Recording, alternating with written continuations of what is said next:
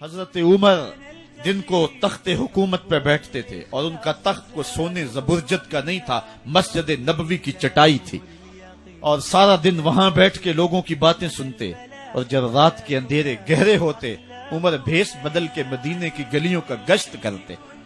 کہا تمہارے گھر سے دھواں نکل رہا ہے اور بچے رو رہے ہیں، ان کو کھانا کیوں نہیں دیتی؟ کہنے لگی عمر کی جان کو رو رہی ہیں۔ عمر کے پاؤں تلے سے زمین نکل گئی۔ کہا کیا ہوا؟ کہا 3 دن سے ہمارے ہاں کھانے کے لیے کچھ نہیں ہے، روزانہ بچے روتے ہیں اور ہنڈیا کے اندر پتھر ڈال کر کے نیچے سے آگ ڈالتی رہتی ہیں کہ بچے انتظار کر کر کے سو جائیں گے، کم بخت سو بھی نہیں رہے، اور وہ پتھر پکیں گے بھی کیا، اور میں عمر کی جان کو رو رہی ہوں۔ حضرت عمر کا کلیجہ دہلنے لگا، فوراً پلٹے، واپس بیت المال میں آئے، گھی کا ایک کنستر لیا، آٹے کی بوری لی، مرچ مسالہ جات بہت کچھ اٹھایا، اپنے کندھے پہ رکھا، بوری اپنی کمر پہ لا دی۔ عمر بیت المال سے نکلے تو آپ کے خادم اسلم نے دیکھ لیا، آگے بڑھا، کہا میرے آقا میں اٹھاتا ہوں۔ عمر کی آنکھوں میں آنسو ہے۔ کہا اسلم قیامت کے دن میرا بوجھ اٹھا لو گے؟ کہا قیامت کے دن تو اپنا اپنا بوجھ اٹھانا پڑے گا۔ کہا عمر کو آج اپنا ہی اٹھانے دو۔ حضرت عمر وہ گھی کا کنستر اور وہ آٹے کی بوری سر پہ اٹھائے ہیں اور اس خاتون کے گھر جاتے ہیں اور دستک دیتے ہیں۔ وہ جب دیکھتی ہے اس کی جان میں جان آ جاتی ہے۔ کہا جلدی جلدی آٹا گوندو، اور عمر سبزی کاٹنے لگ جاتے ہیں۔ حضرت عمر رضی اللہ تعالی عنہ سبزی تیار کر دیتے، ادھر آٹا گند جاتا ہے، اور پھر اوپر چولہا رکھا جاتا ہے، چولہے کے اندر آگ رکھی جاتی ہے، وہ کھانا پکانے لگتی ہے، آگ بجھتی ہے۔ تاریخ نے لکھا ہے آگ بجھنے لگتی ہے، عمر جھک کر کے پھونکے مارتا ہے، عمر جھک جھک کے پھونکے مارتا ہے۔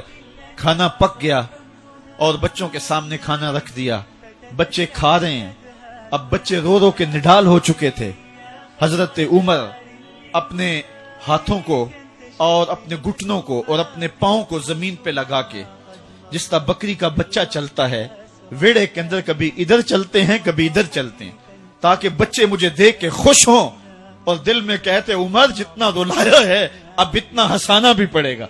تو کبھی عمر امیر المومنین، یہ میں کسی آج کے جو ہے وہ لوگوں کے ووٹوں پہ منتخب ہونے والے حکمران کی کہانی نہیں سنا رہا، میں اس عمر کی کہانی سنا رہا ہوں جو 23 لاکھ مربع میل کا حکمران ہے، آدھی دنیا کا بادشاہ ہے۔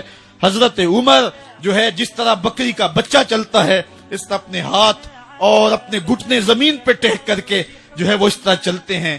بچے عمر کو دیکھ کے مسکراتے ہیں۔ جب بچے مسکرانے لگے تو حضرت عمر نے اس خاتون سے کہا بڑھیا عمر کو معاف کر دے۔ اس نے کہا تو اتنی ہمدردی کیوں کرتا ہے؟ کہا عمر بیچارہ بڑا پھنسا ہوا ہے، فکر ہے اس کو یرموک و فسطاط و حلوان کی، جب فتح ہے مصر تو تیاری ہے ایران کی، آتے جاتے وفد سے ملاقات بھی کرتا ہوگا، آتے جاتے وفد سے ملاقات بھی کرتا ہوگا، اور شب کو معلوم حالات بھی کرتا ہوگا، کانٹوں میں الجھی ہوئی بیچارے کی جان ہے، نیند اس کو بھی آتی ہے، آخر وہ انسان ہے، میری بہن عمر کو معاف کر دے۔